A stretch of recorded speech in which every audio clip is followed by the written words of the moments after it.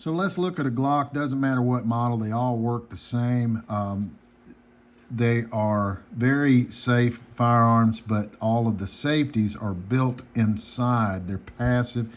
We don't have external thumb safeties, decockers, grip safeties, a lot of complicated stuff that in the moment of violence where you only have 1 or 2 seconds to react, you're not fiddling with a lot of human and mechanical potential failures. So the Glock is very simple. It's a utilitarian tool, but once you own one of these and train with it a little bit, you start to realize how quickly you can become very effective and just how simple these make life. And they're very simple to maintain, very simple to operate, a lot of options on the market. Are they as sexy as some guns? No. Are they as complicated? No. But they just work, okay? They're like the Willys Jeep of guns. Now, what we're going to do is go through internally, but let's start with the trigger. So the trigger won't even come to the rear without having your finger on it. You can see there's a little release there, and it makes a little part hinge up and clear the frame and allows that trigger to come back further.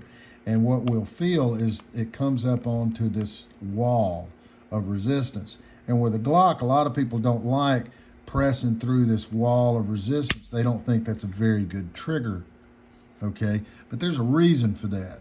There's a reason for that, because what you'll find is that in a self-defense situation, you can get up on this trigger as it drives into the target. You're saving a lot of time getting prepped up on that trigger, and you're not launching bullets by accident.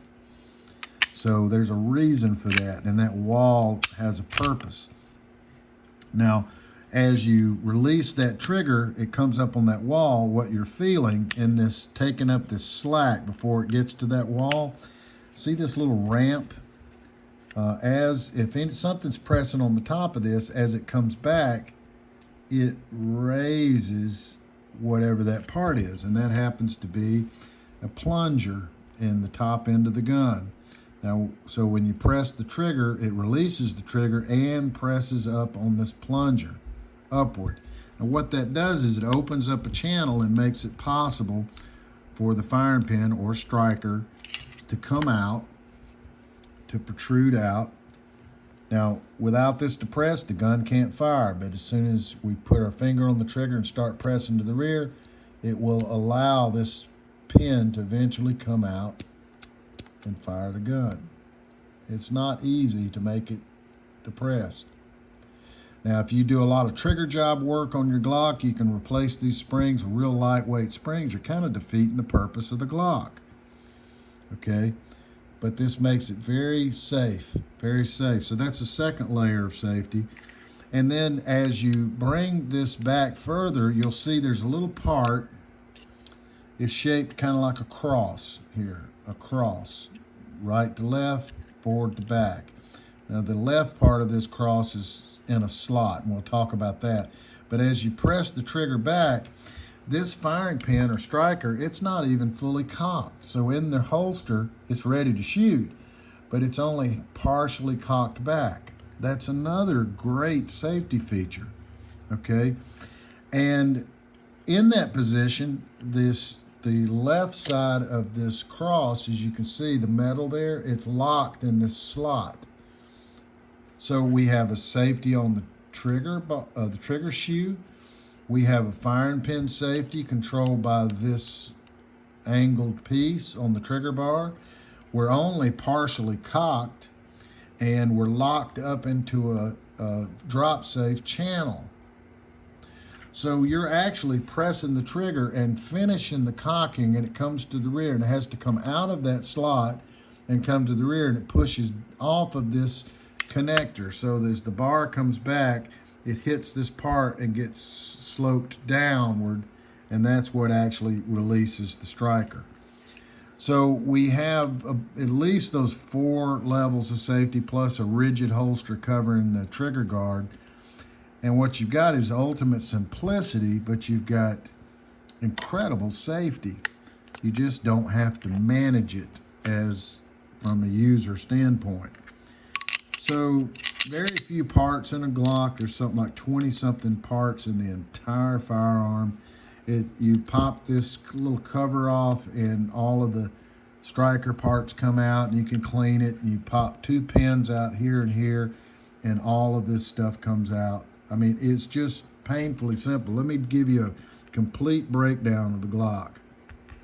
I'm gonna drive these 2 pins out, all right, and we'll pop this locking block. I don't need tools, I just need a little punch, that's it, okay? And then this entire trigger assembly comes out. You can see there's that trigger bar, and see how I told you it was shaped like a cross, a cruciform. And then you've got this disconnector. That's what it rubs off and goes down and releases the striker. And to reassemble this, you just put this back in there. You hold it. Here, this is your slide stop, your slide release lever, if some people like to call it. And I'm just going to pop this all back together. Trigger in, housing, couple of pins. Okay. I could just drive that in with my thumbnail. Then I'll put this slide stop back in, locking block. Now, how many people can do this? Anybody, all right? And drop that pin back in there. It kind of snaps into a little spot, and then the whole lower end of the gun is back together. Let's look at the top end simplicity. I'm going to pop this cover off, and there I've got the striker spring. See, a spring-loaded firing pin, basically. I've got the rod that presses on the extractor, and I've got the extractor that's like a little hook that pulls after you fire a round, it pulls them out. It pulls it out of the chamber. See, it's like a little hook.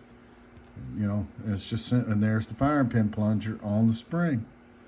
Okay, so I mean, how much more simple can it be? There's your guide rod and barrel. That's it. So put this back together. I mean, how much more simple and reliable can this be? All right, I've got a striker. There's a little dot here that I'm looking for on one side of this. Yep.